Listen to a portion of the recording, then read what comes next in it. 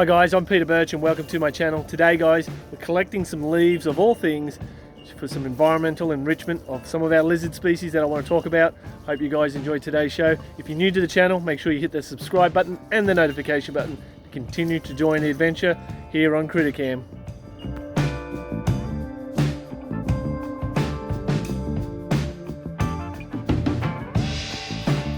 So what am I doing? Well, I'm actually pulling off some small branches and leaves off a little gum tree so we can add that to a couple of lizard cages for environmental enrichment. Now, a few weeks ago we did talk about the Reptile Mountain TV challenge to do something better, just one thing a little bit better than most to increase the knowledge and the captive care of our little critters. So today what I'm going to do is I'm going to put some little branches inside these cages here. Now, most people know that I keep some lizards, but probably the surprising part is I do keep a good variety of lizards too. So we're going to put some these little branches in here with these particular guys. So in this cage here we have some Egernia depressa, absolutely drop dead gorgeous tiny little skinks.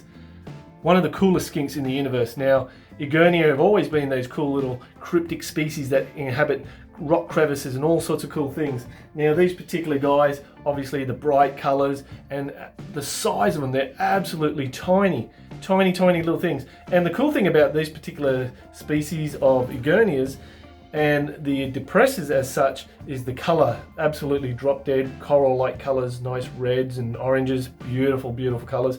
They have 2 live babies at a time, so that's a pretty cool thing. And you know, these guys eat a lot of vegetable matter.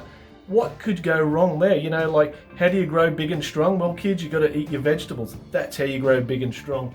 Now, not only, you know, and these guys do come from Western Australia, which does make them a little bit harder on a lot of different levels, but some of the other cool stuff I work with, and we've done this before, are my Varanus primordius, these tiny little monitors.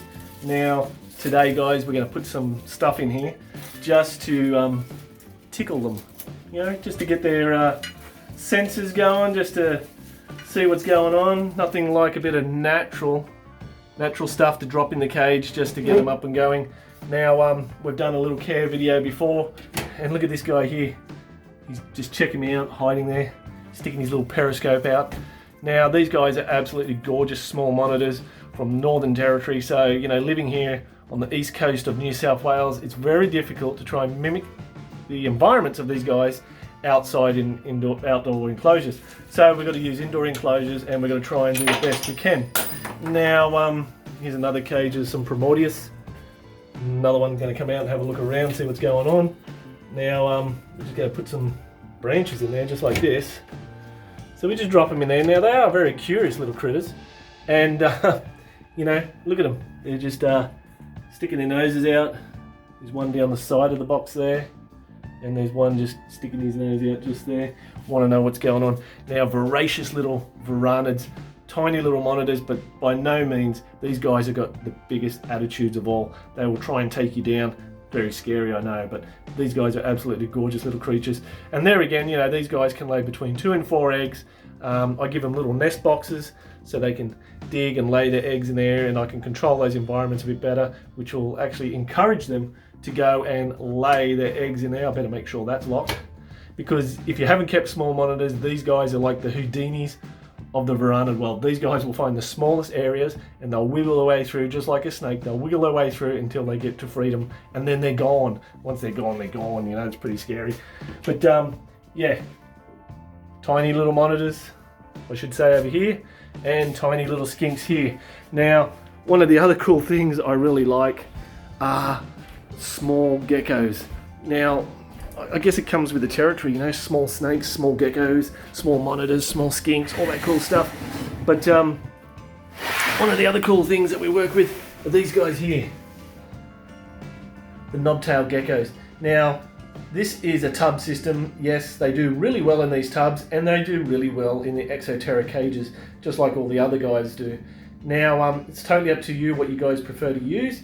We prefer to use the tubs. Easy to maintain humidity, easy to maintain temperatures. We can add lots of hide spots. They're a nocturnal species that are active, it's crepuscular, so active early in the morning and late in the afternoon. And these guys do really well. We can moisten up the back areas there where the heat is and give them higher humidity, which will encourage them to lay their eggs in a certain area.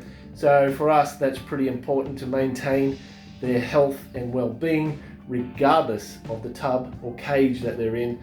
Always got to take that into consideration.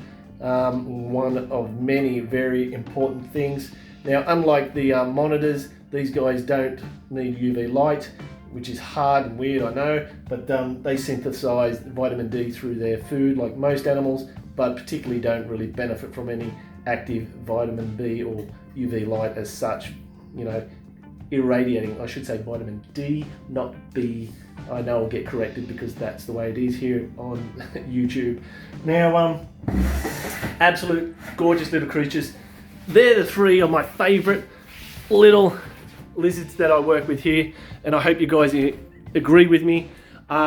Make sure you tell me your favorite little lizards that you work with. That's only a couple of lizards.